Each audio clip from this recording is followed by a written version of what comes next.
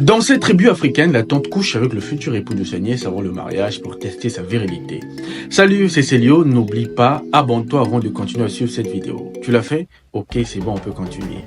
L'Afrique regorge des cultures, rites et traditions. C'est ainsi que dans cette tribu africaine, la tante couche avec le futur époux de sa nièce avant le mariage pour tester sa virilité. La tradition est à suivre à la lettre chez les Banyankole et en croire un article du site Afrimag.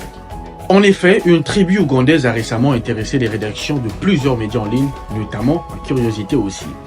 D'après un article original du site Afrique-Mag, une tribu ougandaise des Banyankole en Afrique de l'Est est particulière quant à sa manière de préparer leur fille au mariage. En outre, si cette préparation est mal vue par certains lecteurs africains, elle est cependant tout à fait normale pour les Ougandais. Car en croire certains témoignages, aucune ressortissante de cette ethnie ne peut déroger à la tradition si elle prétend se marier. La tante couche avec le futur époux de sa nièce avant le mariage pour tester sa virilité. Et même si ce rite est particulier, en tout cas, ils en sont fiers.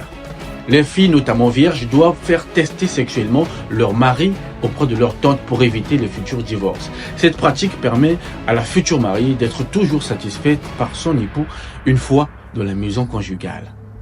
Selon certaines indiscrétions, l'on peut penser également que ce rituel permet aux filles de se préparer à d'éventuelles situations auxquelles elles pourraient faire face dans le futur, comme par exemple l'infidélité de leur mari. En dépit d'éventuels conseils, les tantes originaires de l'ethnie des Banyankole, dans le sud-ouest de l'Ouganda, font plus que ce qui a été même dit, surtout pendant le mariage.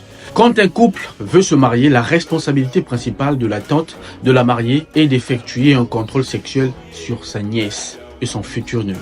Et oui, la tante effectue son contrôle en ayant des rapports intimes connus de toute la famille avec le futur marié pour vérifier sa puissance et sa virilité.